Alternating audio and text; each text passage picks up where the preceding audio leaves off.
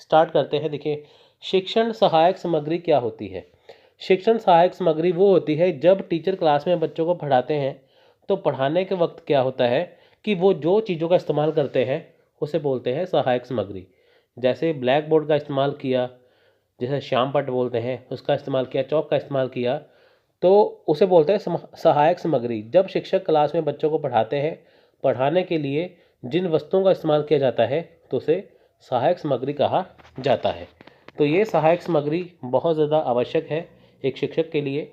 शिक्षण सहायक सामग्री किसी भी कक्षा का अभिन्न अंग होता है। शिक्षण सहायक सामग्री के कई लाभों में शिक्षार्थियों की शिक्षार्थियों की पढ़ने की समझ, कौशल में सुधार करने में मदद करना, कौशल अवधारणा को चित्रित करना या मजबूत करना शामिल है।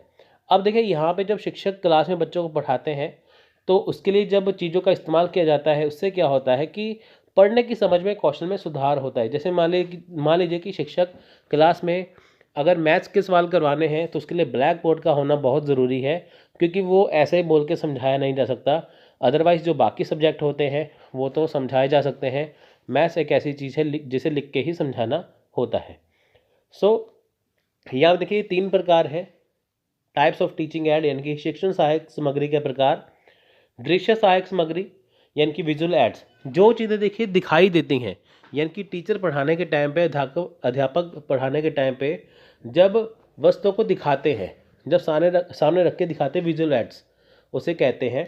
जैसे प्रोजेक्टर के ऊपर मान लीजिए कोई वस्तु दिखा दी, उसके अलावा सामने कोई मॉडल रख दिया, वो चीज़, जो चीज़ें सिर्फ दिखाई देती हैं उसे बोलते हैं दृश्य सहायक सामग्री, यानी कि सिर्फ चीज़ों को दिखाना, दृश्य दिखाना।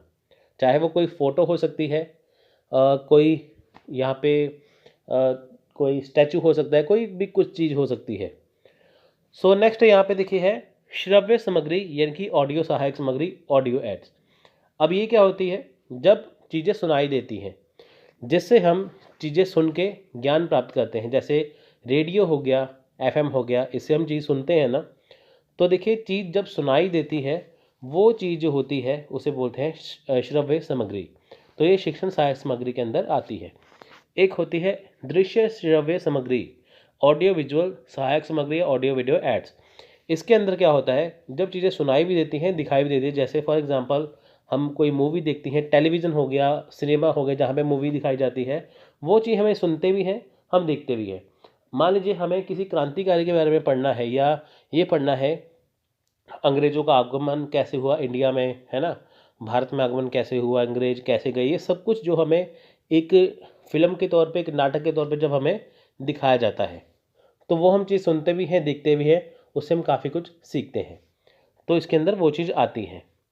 तो नेक्स्ट यहाँ पे देखिए ऑनलाइन बनाम ऑफलाइन पद्धतियों में अंतर, different between online versus offline method. अब देखिए ऑनलाइन ऑफलाइन का क्या मतलब है। ऑनलाइन एजुकेशन का, ऑनलाइन मेथड का मतलब होता है जब हम अपने घर पे बैठ के लेक्चर को देखते हैं। जैसे फॉर एग्जांपल आप ये मेरी वीडियो देख रहे हैं, तो आप ये वीडियो कहीं पे भी देख सकते हैं, अपने घर पे, ऑफिस पे, बाहर कहीं पे भी।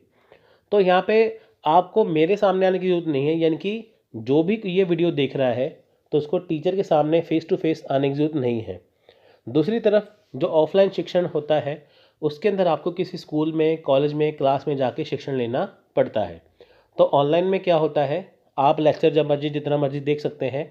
ऑफलाइन में आपको पूरा लेक्चर देखना होता है। ऑफलाइन में आपको जाना पड़ता है घर से, ऑनलाइन में आपको कहीं नहीं जाना पड़ता। जैसे देखिए कोरोना काल के दौरान देखिए सारी शिक्षण नीतियाँ थी, जो सारी शिक्षा थी ऑनलाइन हो गई थी ना, तो क्लास में क्या करते थे, टीचर बच्चों को अपने घर से ही बैठ के पढ़ाया करते थे। बच्चे भी कंप्यूटर के पास बैठ जाते थे पढ़ने के लिए, और टीचर भी यहाँ पे उनको समझाते थे। तो यहाँ पे पढ़ लेते हैं। देखिए ऑफलाइन और ऑनलाइन पद्धतियों के बीच सबसे बड़ा मुख्य अंतर स्थान का है। स्थान मतलब ऑफलाइन शिक्षण प्रशिक्षण में छात्रों को यह बाध्यता होती है,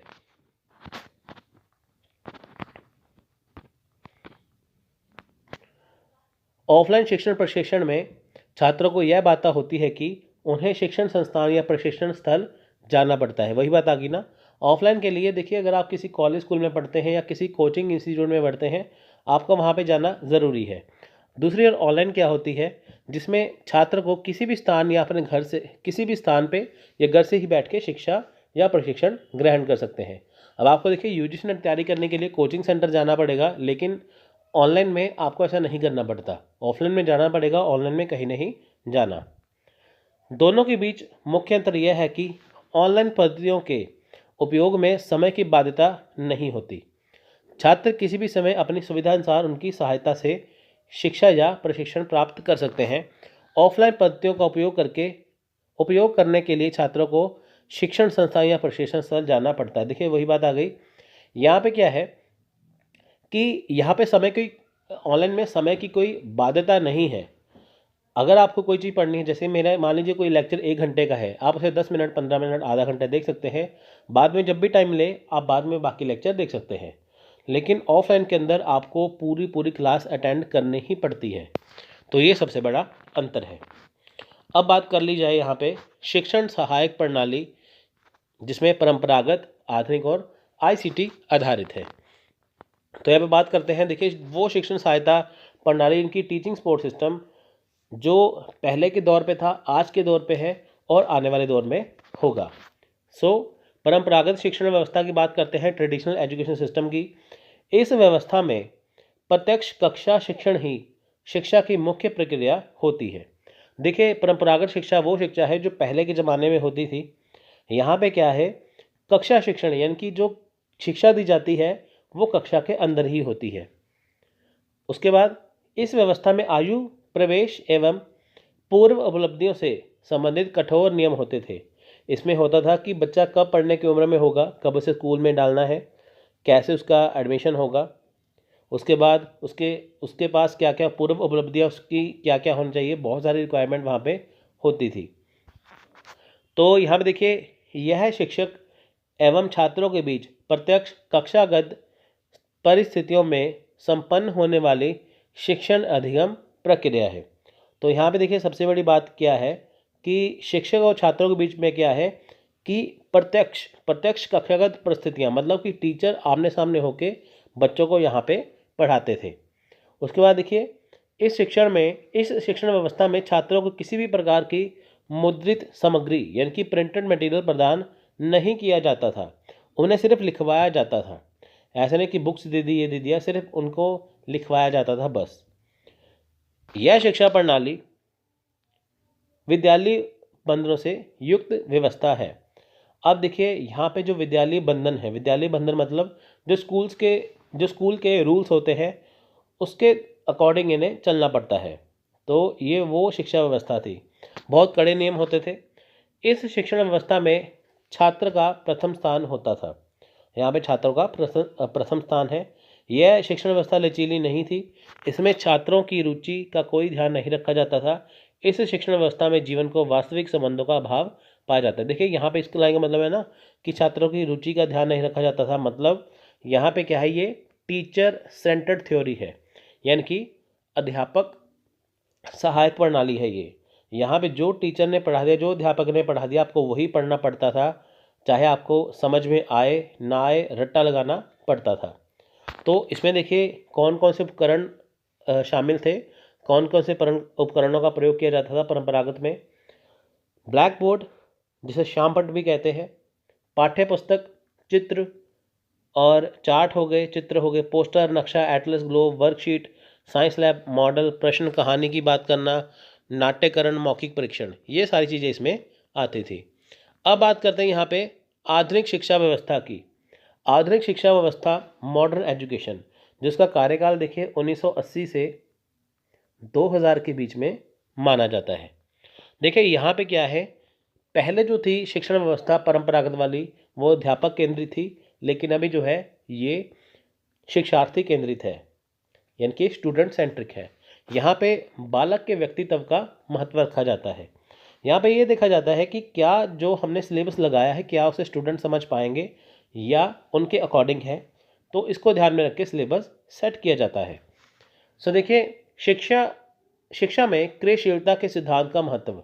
यहाँ पे क्रियाशीलता का सिद्धांत है, यानी कि शिक्षा देखिए हमेशा बदलती रहती है, क्रियाशील है, हमेशा लगातार जो भी बदलाव है उसमें चेंजेस किए जाते हैं जो जो समय के अकॉर्डिंग होती है। उसके बाद देखिए शिक्षा में व्यवहारिक ज्ञान पर बल। यहाँ पे व्यवहारिक ज्ञान पर बल दिया जाता है कि जो हम पढ़ रहे हैं वो हमारे आगे जाके काम आएगा। सामाजिक गुणों के विकास पे बल, यानी कि जो हमारा समाज है, हम यहाँ पे रहते हैं, हमें कैसे रहना है, उसके ऊपर बल दिया जाता है। व्यक्तित्व के विकास पर बल, यानी कि हम पढ़ लिख के क्या बन सकते हैं, इससे क्या समाज में सुधार होगा, उसको बताया जाता है। सामुदायिक जीवन पर केंद्रित। सामुदायिक जीवन, हम जिस समुदाय से रहते हैं, जिस समुदाय से आए हैं, वहाँ पे हमारा जीवन स्तर कैसा हो सकता है, कैसा होना चाहिए, वो बताया जाता है। आधुनिक शिक्षा प्रणाली के उपकरण देखिए, कंप्यूटर है, इंटरनेट सर्फिंग है, लैपटॉप है, इलेक्ट्रॉनिक है, नोटबुक, ई रीडिंग, कंप्यूटर शिक्षा, ऑनलाइन टेस्ट, ऑनलाइन शब्दकोश, ऑनलाइन ई पुस्तकें, पावर पॉइंट स्लाइड होगी, प्रोजेक्टर हो गया, YouTube, Google, CD, DVD, smart board, audio video व्याख्यान, ऑनलाइन विश्वकोश, ये सब कुछ इसमें आ गया, यानी कि आज के ज़माने की ये मॉडर्न एजुकेशन है। उसके बाद देखिए यहाँ पे आती है शिक्षा आईसीटी आधारित शिक्षण शिक्षा, यानी कि आईसीटी बेस्ड कौन सी शिक्षा है। तो चलिए उसकी बात कर लेते हैं। देखिए ई लर्निंग और दूरस्थ शिक्षा कार्यक्रमों में ऑनलाइन शिक्षा के माध्यम से शिक्षण अधिक रोचक और आसान हो रहा है।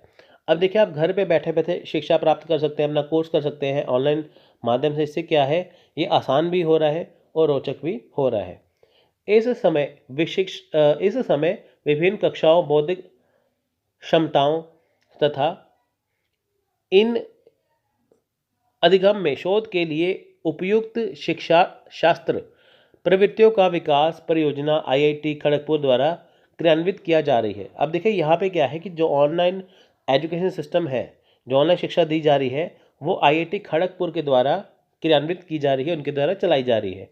यहाँ पे क्या है, बौद्धिक जो समक्षताएँ हैं, यानी कि जो हम सामने रख के जैसे क्लास में हम बैठ के पढ़ते हैं, तो वहाँ से डायरेक्ट आपको घर पे ही कोचिंग दी जा रही है, लेकिन कैसे, ऑनलाइन माध्यम से।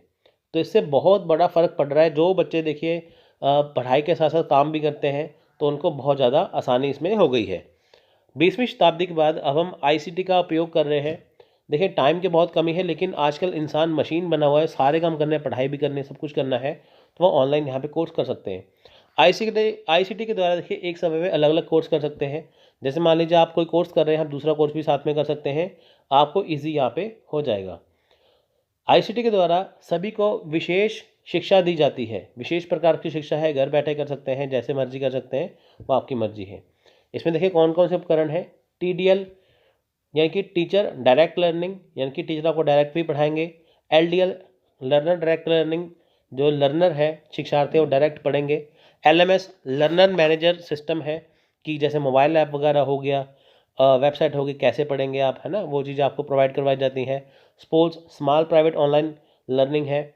उसके बाद मूक हो गया, जो हमने आपको पढ़ाया था, मैसिव ओपन ऑनलाइन कोर्स। स्वयं हो गया, स्वयं प्रभा हो गया, एनआईओएस हो गया, नेशनल इंस्टीट्यूट ओपन स्कूल। इसके ये टूल्स हैं, इसके ये उपकरण हैं। तो यहाँ पे बात आ गई है अभी मूल्यांकन प्रणाली की। देखिए मूल्यांकन क्या है। देखिए मूल्यांकन का सबसे सामान्य अर्थ है मूल्य अंकन करना। हम किसी भी चीज़ के मूल्य का आंकलन कर सकते हैं या उसका मूल्य जान सकते हैं। यह बात मूल्यांकन एक नवीन तकनीकी पद है। इसका प्रयोग इस प्रकार के मापन के लिए किया जाता है जो पुराने परीक्षणों एवं परीक्षाओं की तुलना में अधिक व्यापक एवं नवीन है। अब देखिए मूल्यांकन प्रणाली क्या है कि जब हम किसी चीज़ को जांचते परखते हैं, मान लीजिए कि आपने यूजीसी नेट की तैयारी कर ली है, तो उसके बाद आपने क्वेश्चन आंसर लगा के देखे, तो उससे ही जांचेंगे ना। मान लीजिए आपने पेपर वन पूरा पढ़ लिया, आप कैसे पता करेंगे कि आपको पेपर वन आ चुका है? जब आप उसके प्रीवियस ईयर क्वेश्चन लगा के देखें, पिछले वर्षों के प्रश्न उत्तर या कोई और क्वेश्चन आंसर लगा के देखेंगे, तभी अगर आप उसे सॉल्व करेंगे, तभी आप पता चलेगा ना कि आपने कितना किया है। आपको लगता है कि हाँ आपने अच्छे से कर लिया, लेकिन जब आपने क्वेश्चन आंसर लगाया आपसे लगे नहीं, तो उससे क्या होगा कि आपका जो मूल्यांकन है वो गलत हो गया, कि आप एग्ज़ाम नहीं कर सकते। लेकिन दूसरी तरफ जब आपने अच्छे से पढ़ाई कर लिया, आपने सारे क्वेश्चन आंसर सही कर दिए, इसका मतलब आप यूजीसी नेट क्वालिफाई कर सकते हैं। तो ये हो गया मूल्यांकन। हम जो भी चीज़ करते हैं उसका अंकन करना, उसे माप तोल के देखना कि वो सही है कि गलत है। मूल्यांकन के प्रकार देखिए, टाइप्स ऑफ एवेल्यूशन। यहाँ पे 3 प्रकार है: नैदानिक मूल्य, औपचारिक मूल्य, योगात्मक मूल्यांकन, यानी कि डायग्नोस्टिक, फॉर्मल, सुमेटिव। डायग्नोस्टिक एवेल्यूशन क्या है? देखिए, जब क्लास में पढ़ाने से पहले सिलेबस सेट किया जाता है, सारी कमियां दूर की जाती हैं, यानी कि ये वो अवस्था है यहाँ पे जो जो कमियां हैं पहले ही दूर करना। जैसे सबको पता है कि एक स्कूल के अंदर कंप्यूटर का होना बहुत ज़रूरी है। अगर वहाँ पे कंप्यूटर्स नहीं हैं तो पहले वो लगवाए जाते हैं, है ना, वो चीज़ें, कि ताकि बाद में प्रॉब्लम ना आए।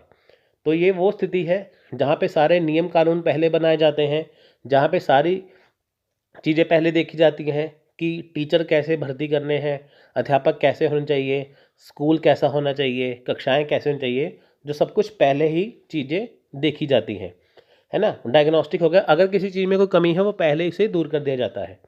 तो दूसरे जो औपचारिक मूल्यांकन है फॉर्मल एवेल्यूशन का, यहाँ पे क्या होता है कि जब कोर्स चलाया जाता है, कोर्स चलने के दौरान अगर कोई प्रॉब्लम आती है, अगर कोई समस्या आती है, तो कोर्स चलते चलते उसमें उसे दूर किया जाता है। जैसे एक स्कूल को हमने बना दिया, सब कुछ उसमें रख दिया, लेकिन वहाँ पे इलेक्ट्रिसिटी की प्रॉब्लम रहने लगी, बिजली चली जाती है, तो बाद में देखा गया ना कि बच्चों की पढ़ाई डिस्टर्ब ना हो, तो वहाँ पे जनरेटर का होना ज़रूरी है ना। इसलिए बाद में क्या किया, जनरेटर की व्यवस्था वहाँ पे कर दी। तो ये क्या हुआ, करते करते यानी कि जो भी यहाँ पे पढ़ाया जाता है उसको दौरान जो चीज़ों की कमियाँ आती हैं उन्हें दूर करना। पहले में क्या थी कि पढ़ाई शुरू करने से पहले ही चीज़ें जो कमियों को दूर करना। दूसरे में क्या था फॉर्मल में कि पढ़ाई करने के दौरान, कोर्स करने के दौरान कोई प्रॉब्लम आती है उसे दूर करना। तीसरी है सोमेटिव असेसमेंट, योगात्मक मूल्यांकन, यानी कि जब आपका कोर्स खत्म हो जाता है उसके बाद मूल्यांकन करके देखा जाता है कि जो शिक्षक जिन्होंने अच्छा पढ़ाया है, किन्होंने अच्छा पढ़ाया है, किन्होंने बुरा पढ़ाया है, वो सब कुछ यहाँ पे देखा जाता है। जिनको अच्छा पढ़ाया, जिन्होंने अच्छा पढ़ाया है, देखिए उनको उनका कॉन्ट्रैक्ट जो है वो और बढ़ा दिया जाता है, सैलरी बढ़ा दी जाती है। जिन्होंने अच्छा नहीं पढ़ाया, जो पढ़ाने योग्य नहीं थे, उनको हटा दिया जाता है। तो ये इसमें आता है। तो नेक्स्ट अब हम बात करेंगे मूल्यांकन की शिक्षा में आवश्यकता एवं महत्व, ये कि need and importance in education of evaluation. अब देखिए मूल्यांकन की शिक्षा अवस्था में, शिक्षा में आवश्यकता क्यों है, महत्व क्या है। देखिए सीखने की प्रेरणा होगी, मूल्यांकन होगा तभी सीखने की प्रेरणा होगी ना। मान लीजिए कि आप मूल्यांकन की प्रक्रिया ना हो, अब देखिए कोई बच्चा किसी क्लास में पढ़ता है, उसके फाइनल के एग्ज़ाम होते हैं तभी वो आगे क्लास में जाएगा ना। अगर मान लीजिए वो फेल हो जाता है, अगर आप यूजीसी नेट एग्ज़ाम देते हैं, आप फेल हो जाते हैं, तो आप फिर से ट्राई करते हैं ना। इससे क्या है, आपको सीखने की प्रेरणा मिलती है कि ताकि जो आपने गलतियाँ की है उसे दूर किया जा सके, तो वो पता चलेगा मूल्यांकन में। पाठ्यक्रम में परिवर्तन, अब देखिए समय समय में यूजीसी नेट की सिलेबस में भी चेंज होता है। हमेशा ही जो स्कूल की एजुकेशन होती है या कॉलेज की होती है, यूनिवर्सिटी की होती है, वहाँ पे ही कुछ ना कुछ अपडेट कर दिया जाता है, पाठ्यक्रम में परिवर्तन किया जाता है कि ताकि जो जो नई चीज़ें आ रही हैं उनको आपको पढ़ाया जाना ज़रूरी है। ठीक है, वो चीज़ें। शिक्षण में उन्नति, देखिए शिक्षण में उन्नति के लिए मूल्यांकन ज़रूरी है।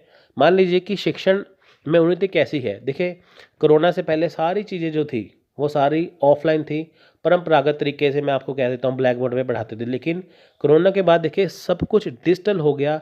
आजकल सभी को गूगल मीट चलाना है, ऑनलाइन क्लासेस देनी है, और साथ में यहाँ पे क्या है कि स्मार्ट बोर्ड भी लेके आना है। तो शिक्षण में उन्नति होगी ना। जो टीचरों को पता नहीं है कंप्यूटर कैसे चलाना है, वो भी कंप्यूटर चला रहे हैं, तो वो भी कंप्यूटर के द्वारा शिक्षा दे रहे हैं, है ना। आजकल की डिमांड है ये, तो उसके अकॉर्डिंग चलना। निर्देशन एवं परामर्श में सहायक, देखिए निर्देशन और परामर्श में सहायक है। परामर्श मतलब, निर्देशन मतलब कि जो चीज़ यहाँ पे पढ़ाई गई है, जैसे निर्देश किया गया है कि ये चीज़ ऐसे करनी है, अगर उसमें कोई कमी है तो उसमें परामर्श दिया जाता है कि हाँ ये चीज़ मुश्किल है, इसे आसान बना दिया जाए, है ना, वो चीज़। परीक्षा प्रणाली में सुधार, अगर देखिए परीक्षा प्रणाली क्या है कि जैसे पहले क्या होता था कि क्वेश्चन सिंपल पूछे जाते, प्रश्न सिंपल पूछे जाते हैं। अब दौर बदला है, प्रश्नों का जो दौर है वो भी बदल गया, प्रश्नों में सुधार हो गया, प्रश्न डिफरेंट डिफरेंट तरीके से पूछे जाते हैं। परीक्षा प्रणाली में सुधार हुआ, पहले ऑफलाइन टेस्ट था, अभी ऑनलाइन कंप्यूटर पे टेस्ट हो रहे हैं, है ना। आपका यूजीसी नेट का एग्ज़ाम भी पहले ऑफलाइन होता था, ऑनलाइन हो गया। पहले आपका पूरा पूरा दिन लग जाता था, 7-8 घंटे लग जाते थे पेपर देने में, अब आपका 3 घंटे में हो जाता है। तो ये परीक्षा प्रणाली में सुधार हुआ ना। विद्यालयों में सुधार, जहाँ पे देखिए विद्यालयों में कंप्यूटर नहीं थे, कंप्यूटर पहुँचाए गए, और जो बहुत सारी चीज़ें देखी गई उसके अंदर, बहुत सारी चीज़ें डिजिटल तौर के ऊपर नई नई चीज़ें लेके आए। आजकल आप किसी भी गांव के स्कूल में जाकर देख लीजिए, तकरीबन सभी जगह कंप्यूटर लगे हुए हैं, अच्छी अच्छी क्लासेस वहाँ पे बनाई गई हैं। सो नेक्स्ट आ गया मूल्यांकन प्रक्रिया यानी कि एवेल्यूशन प्रोसेस। यहाँ पे बात करते हैं, देखिए प्रभावी शिक्षण मूल्यांकन कई स्रोतों से डेटा एकत्रित करना, जिससे यह सुनिश्चित होता है कि सभी शिक्षण संबंधी गतिविधियों के को लोगों द्वारा रेट करने के लिए सबसे अच्छी योग्यता प्राप्त की जाती है। मूल्यांकन की रेटिंग देखिए कैसी होती है। मूल्यांकन की रेटिंग का आधार क्या है, जैसे सहकर्मी रेटिंग। अब देखिए यहाँ पे देखा जाता है कि अगर कोई टीचर अच्छा पढ़ाता है तो वो कैसे अच्छा पढ़ाएगा, इसके लिए देखिए जब भी किसी टीचर की भर्ती की जाती है तो उसके लिए क्या है, सहकर्मी रेटिंग होती है। जैसे मान लीजिए एक कक्षा एक स्कूल के अंदर, एक कॉलेज के अंदर अगर मान लीजिए कि बहुत ज़्यादा टीचर है, जैसे कॉलेज में होता है ना डिपार्टमेंट बने होते हैं, जैसे हिस्ट्री का, पॉलिटिकल साइंस का, वहाँ पे क्या होता है एक डिपार्टमेंट में 4 या 5 टीचर होते हैं। तो अगर किसी में कोई कमी है एक टीचर में, तो बाकी टीचर बोलते हैं हाँ इसमें ये कमी है, अगर कमी नहीं है तो बाकी टीचर उनकी सपोर्ट करते हैं। तो ये एक रेटिंग देने का काम है जो सहकर्मी टीचर देते हैं। उसके बाद देखिए छात्र रेटिंग। छात्र रेटिंग बहुत ज़्यादा ज़रूरी है कि अगर शिक्षक जैसे बच्चों को पढ़ाते हैं तो वहाँ पे क्या होता है कि छात्र से पूछा जाता है कि क्या टीचर का पढ़ाया आपको समझ में आता है या नहीं। अगर उनको समझ में आता है पढ़ाया हुआ तो वो बोलते हैं हाँ, अगर नहीं बोलते हैं ना। इससे एवेल्यूशन की जाती है, मूल्यांकन किया जाता है कि टीचर को आगे कंटिन्यू करना है या नहीं। शिक्षण विभाग, देखिए शिक्षण विभाग जो है वो भी पहले देखते हैं कि स्कूल में अगर किसी को रखना है तो उसके लिए टेट का एग्ज़ाम ज़रूरी है, क्वालिफाई होना, कॉलेज यूनिवर्सिटी में नेट का क्वालिफाई होना ज़रूरी है ना। तो शिक्षण विभाग इन चीज़ों पे मूल्यांकन करके देखता है कि जो उन्होंने देखा है शिक्षा के लिए, अगर शिक्षक कोई चाहिए तो क्या उसके लिए वो सारी चीज़ें पूरी करते हैं, क्या उनके पास वो सारे सर्टिफिकेट हैं। शिक्षण और सीखने की छात्रवृत्ति। अब देखिए यहाँ पे शिक्षण है और सीखने की छात्र। अब देखें यहाँ पे क्या है कि जो उनका संबंध आपस में कैसा है, शिक्षक का और छात्रों का, क्या जो शिक्षक पढ़ा रहे बच्चे से अच्छे से सीख रहे हैं या नहीं, वो देखा जाता है। उसके बाद देखिए योगात्मक और औपचारिक मूल्यांकन। औपचारिक मूल्यांकन में देखिए अच्छी बुरी चीज़ें देखी जाती है कि क्या टीचरों के द्वारा पढ़ाया बच्चों को समझ में आ रहा है या नहीं, ये चीज़ इसमें आती हैं। घूम फिर के देखिए वही चीज़ें हैं जो हमने पढ़ी हुई हैं। नेक्स्ट है मूल्यांकन की तकनीक। मूल्यांकन की तकनीक क्या है, देखिए पहली है अवलोकन तकनीक यानी कि ऑब्जर्वेशन टेक्निक। यहाँ पे ऑब्जर्व किया जाता है क्लास को कि क्या बच्चे सिंसियर तरीके से, शांत तरीके से बैठ के पढ़ते हैं, क्या टीचर से क्लास कंट्रोल हो रही है, अध्यापक छात्रों को कंट्रोल कर पा रहे हैं या नहीं। उसके बाद देखिए सेल्फ रिपोर्ट टेक्निक होती है, स्व आख्या तकनीक होती है। सेल्फ रिपोर्ट टेक्निक में देखिए कि टीचर को खुद उनकी कमियां गिनाई जाती हैं, उनको दिखाया जाता है कि उनको कहाँ पे क्या करना है, कहाँ पे क्या सुधार करना है। परीक्षण तकनीक होती है टेस्टिंग टेक्निक। अब देखिए टीचर ने बच्चों को पढ़ा दिया, अध्यापक ने बच्चों को पढ़ाया क्लास में, फिर बच्चों से क्वेश्चन पूछ के देखे जाते हैं उसके अकॉर्डिंग। तो मान लीजिए कि वो उसके जवाब दे देते हैं तो होता है कि हाँ जो टीचर पढ़ा रहे हैं वो सही है। उसके बाद देखिए समाज मितीय तकनीक, सोशोमेट्रिक टेक्निक। समाज मितीय टेक्निक में देखिए सोशोमेट्रिक में जैसे जिस सोसाइटी से बच्चे बिलोंग करते हैं कि क्या टीचर उनको एक अच्छा नागरिक बनने की प्रेरणा दे रहे हैं या नहीं, या जो पढ़ाया जाता है उनको पॉजिटिव वे में पढ़ाया जा रहा है कि नहीं, वो देखा जाता है। प्रक्षेपी तकनीक यानी कि प्रोजेक्टिव टेक्निक, इसमें देखिए छात्रों को प्रोजेक्ट बनाने के लिए दिया जाता है कि ताकि जो प्रोजेक्ट बनाया जाता है उसमें छात्र क्या करते हैं, अपनी समझ के अकॉर्डिंग उस चीज़ को बना के लेके आते हैं। तो वहाँ पे मूल्यांकन किया जाता है कि क्या जो टॉपिक दिया था वो उसके अकॉर्डिंग है या नहीं। अब नेक्स्ट देखें यहाँ पे है उच्च शिक्षा के विकल्प आधारित क्रेडिट प्रणाली। अब देखिए सीबीएस सिस्टम, सीबीसीएस होता है चॉइस बेस्ड क्रेडिट सिस्टम। मान लीजिए कि आप एक इंस्टीट्यूट में पढ़ते हैं, एक इंस्टीट्यूशन में, जैसे आप किसी यूनिवर्सिटी में पढ़ रहे हैं, ठीक है। वहाँ पे पढ़ने के दौरान आपको लगता है कि जैसे आपने आर्ट्स का सब्जेक्ट लिया, आपको कॉमर्स का कोई सब्जेक्ट पढ़ना है, साइंस का कोई सब्जेक्ट पढ़ना है, तो आप अनदर इंस्टीट्यूट में, किसी और इंस्टीट्यूट में या किसी और यूनिवर्सिटी में एडमिशन लेके उसे भी अब कर सकते हैं, ठीक है। आप कोई एक सब्जेक्ट पढ़ रहे हैं, जैसे आप जर्नलिज्म पढ़ रहे हैं, अगर आपको कोई आर्ट्स का सब्जेक्ट पढ़ना है, कोई कुछ पढ़ना है, तो आप अनदर इंस्टीट्यूट में एडमिशन लेके वहाँ पे वो भी कोर्स कर सकते हैं। इनकी एक साथ आप 2 यूनिवर्सिटी से कोर्स कर सकते हैं, जिसमें क्या है आपको पॉइंट मिलेंगे, आपको ग्रेड मिलेंगे। वो ग्रेड आपके पहले वाले कोर्स में काम आ जाएंगे। यानी कि आप अपनी मर्जी से कोई भी सब्जेक्ट चूज़ कर सकते हैं, मर्जी आपकी है सब्जेक्ट का चुनाव करने की, और उसके बाद ग्रेडिंग देने की मर्जी उनकी है। पहले क्या होता था, जब आपने एक कोर्स कंप्लीट किया तो आप एक ही समय पे एक ही कोर्स कर सकते हैं। अभी आप एक समय पे 2 या 3 कोर्स कर सकते हैं, इसके according choice based credit system के अकॉर्डिंग। तो देखिए यहाँ पे क्या है कि अगर भारत में शिक्षा की गुणवत्ता को लेकर बात की जाए तो हमारा देश सबसे पीछे नज़र आता है। यही वजह है कि राष्ट्रीय शिक्षा उच्च शिक्षा मूल्यांकन परिषद द्वारा जारी सर्वेक्षण रिपोर्ट में पाया गया कि भारत में 68% विश्वविद्यालयों और 90% कॉलेजों में उच्च शिक्षा की गुणवत्ता या तो मध्यम दर्जे की या फिर दोषपूर्ण पाई गई है। तो देखिए यहाँ पे देखा गया कि काफ़ी दोष हैं। इसके अकॉर्डिंग क्या है, फिर CBCS सिस्टम को लेके आया गया। इसमें एक और बात है कि जैसे मान लीजिए आपने 2 सेमेस्टर पार किए, एक सेमेस्टर पार कर लिया, तो अगर आपने बीच में पढ़ाई छोड़ दी, तो अभी सिस्टम क्या था कि आपको फिर से कंटिन्यू करने के लिए आपको फिर से वही चीज़ फिर से पढ़नी पड़ती थी। लेकिन अभी क्या होगा, अगर आपने मान लीजिए कि 2 सेमेस्टर पढ़ लिए, अगर आपने बीच में पढ़ाई छोड़ दी, अगर आप 1 साल के बाद 2 साल के बाद फिर से कंटिन्यू करेंगे, तो आपके वो 2 सेमेस्टर भी बीच में गिने जाएंगे, आपको फिर से नहीं करने पड़ेंगे। इससे आपका टाइम सेव हो जाएगा। तो यहाँ पे देखिए, क्योंकि इन संस्थानों के लगभग 75% डिग्रीधारी छात्र बेरोजगार की समस्या से जूझ रहे हैं। अब देखिए यहाँ से जो पढ़े हुए हैं 75% जो स्टूडेंट हैं जिनके पास डिग्रियाँ हैं वो भी बेरोजगार थे, है ना। इनको देखते हुए देखिए सरकार ने CBCS सिस्टम लागू किया, जिससे देश में शिक्षा व्यवस्था को ठीक किया जा सके। देखिए शिक्षा व्यवस्था जो है ना, कमियाँ है ना ऐसे जैसे दूर करना है, तो इसलिए ये सिस्टम लेके आया गया। ठीक है, तो यहाँ पे मैं बात करूँगा आगे CBCS की विशेषताएं क्या है। अब देखिए इसकी विशेषताएं क्या है, तो यहाँ पे देख लेते हैं।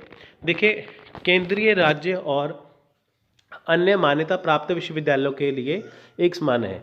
यानी कि कोई केंद्रीय विश्वविद्यालय है, जो राज्य विश्वविद्यालय है, या कोई भी अन्य विश्वविद्यालय है जिसे डीम टू बी यूनिवर्सिटी कहा जाता है, उसके लिए सारी ये शिक्षा एक समान होगी। इसके 3 मुख्य पाठ्यक्रम हैं, मूल्य, वैकल्पिक और बुनियादी। तो इसमें देखिए निराकलीन पाठ्यक्रम भी उपलब्ध हैं, जिसका मूल्यांकन संतोषजनक या असंतोषजनक रूप में किया जाता है। यह है SGPA semester grade point average या CGPA cumulative grade point average की गणना में शामिल नहीं है। उसके बाद देखिए एक प्रभावी और संतुलित परिणाम प्रदान करने के लिए तीनों मुख्य पाठ्यक्रमों का मूल्यांकन और प्रयोग किया जाता है। यानी कि देखिए एक अच्छी शिक्षा के लिए, प्रभावी शिक्षा के लिए क्या है, तीनों मुख्य जो पाठ्यक्रम है ये वाले, इनका प्रयोग किया जाता है। अब देखिए जैसे मान लीजिए आपने कोई कोर्स किया, उसके बाद देखिए आपको यहाँ पे ग्रेड मिलेंगे, उसके अकॉर्डिंग आपको पॉइंट्स मिलेंगे। ग्रेड क्या है, देखिए O, यानी कि अगर आपको O ग्रेड मिला है, आपकी परफॉर्मेंस क्या है, सर्वोत्तम, आपको यानी कि 10 पॉइंट मिलेंगे। A+ में अति उत्कृष्ट होगा तो आपको 9 पॉइंट मिलेंगे। A में आपको बहुत अच्छा, A मतलब बहुत अच्छा, इसमें आपको 8 पॉइंट मिलेंगे। B+ मतलब आपको अच्छा है, परफॉर्मेंस आपकी अच्छी है, आपको 7 पॉइंट मिलेंगे। और देखिए यहाँ पे B में औसत से ऊपर आपने परफॉर्मेंस दी है, आपको 6 पॉइंट मिलेंगे। C है औसतन, जिसमें 5 पॉइंट। P है उत्तीर्ण, यानी कि आप पास हो गए तो 4 पॉइंट। F है फेल, यानी कि अनुत्तीर्ण, जिसमें आपको 0 पॉइंट है। और AB यानी कि अनुपस्थित, आप 0 पॉइंट है, आप उपस्थित नहीं हुए। ठीक है, तो ये यहाँ पे चीज़ें आपको बताई गई हैं इसके अकॉर्डिंग। तो बात करेंगे कंप्यूटर आधारित मूल्यांकन और कंप्यूटर की सहायता से मूल्यांकन, यानी कि कंप्यूटर बेस्ड एवेल्यूशन और कंप्यूटर असिस्ट एवेल्यूशन के बारे में। तो देखिए कंप्यूटर बेस्ड एवेल्यूशन क्या है। देखिए जब भी कोई आप टेस्ट देते हैं ऑनलाइन, अगर आप कोई ऑनलाइन परीक्षा देते हैं, जैसे UGC नेट का एग्ज़ाम आप ऑनलाइन देते हैं, तो उसे बोलते हैं कंप्यूटर आधारित मूल्यांकन।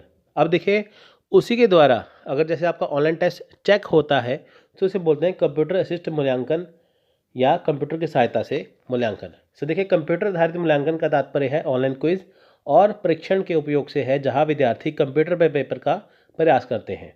ठीक है, इनकी जब आप ऑनलाइन टेस्ट देते हैं या ऑनलाइन कोई आप परीक्षण देते हैं, पेपर देते हैं, तो कंप्यूटर की सहायता से होता है, तो उसे कंप्यूटर आधारित मूल्यांकन कहा जाता है।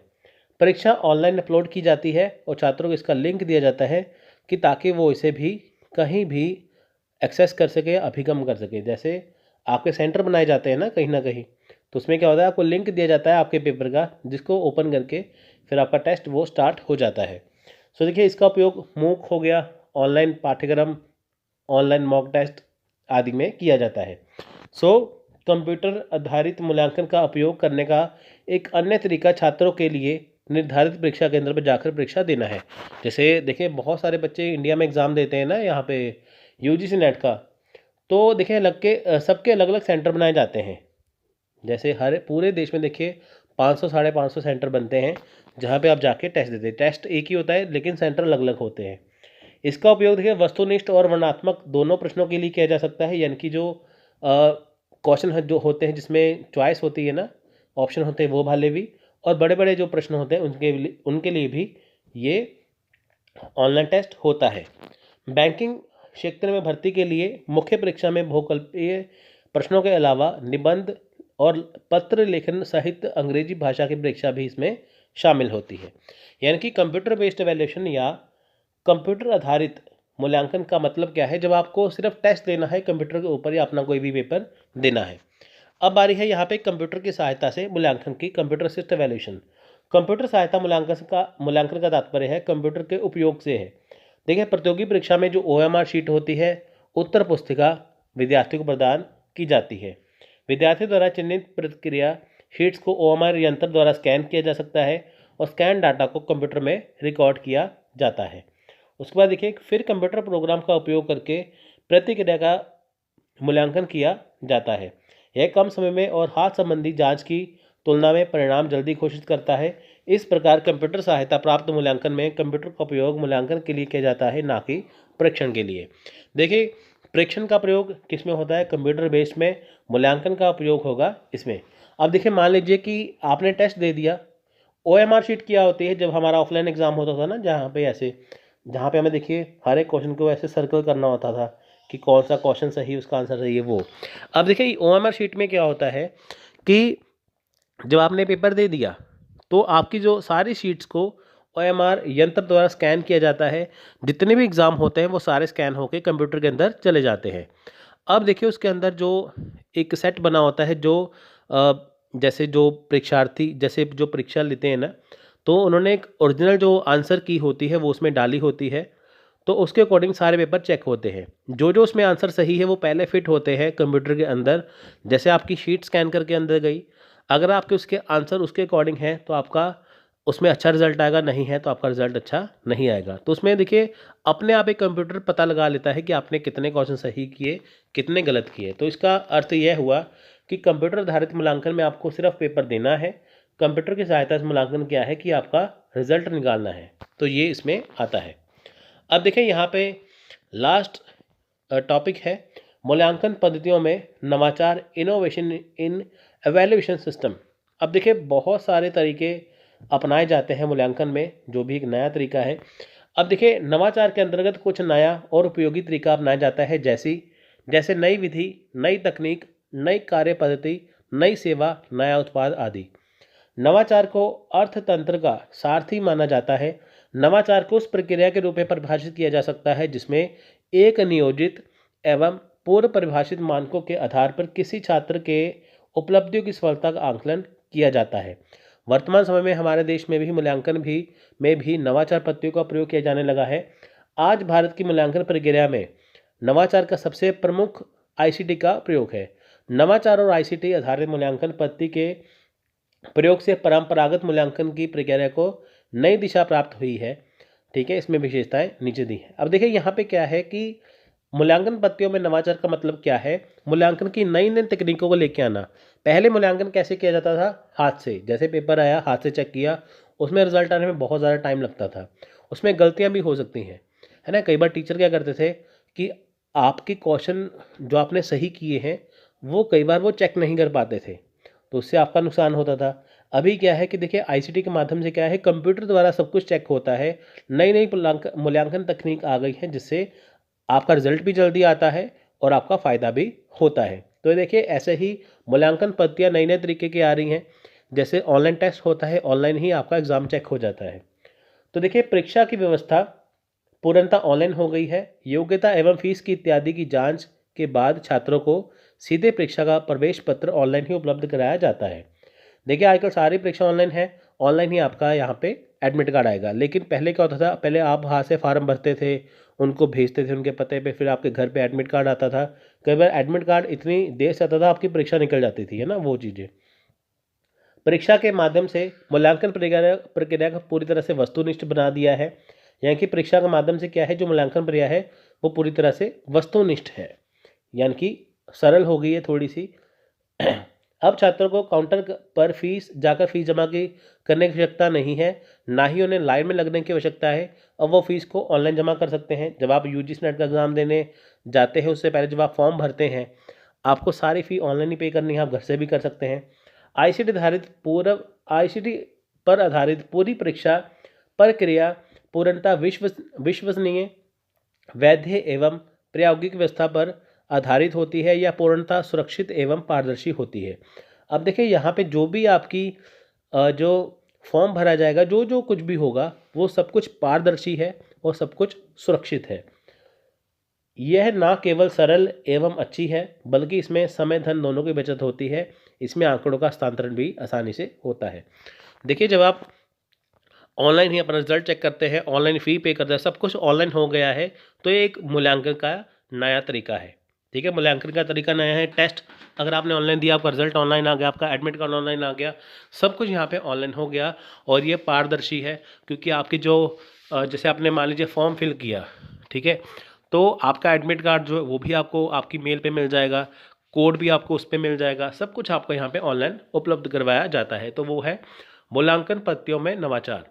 तो ये थी आज की वीडियो। अगर आपको वीडियो अच्छी लगी है, लाइक करिए, शेयर करिए, चैनल को सब्सक्राइब करना मत भूलिए। तो मिलते हैं अगली वीडियो में, तब तक के लिए जय हिंद, जय भारत।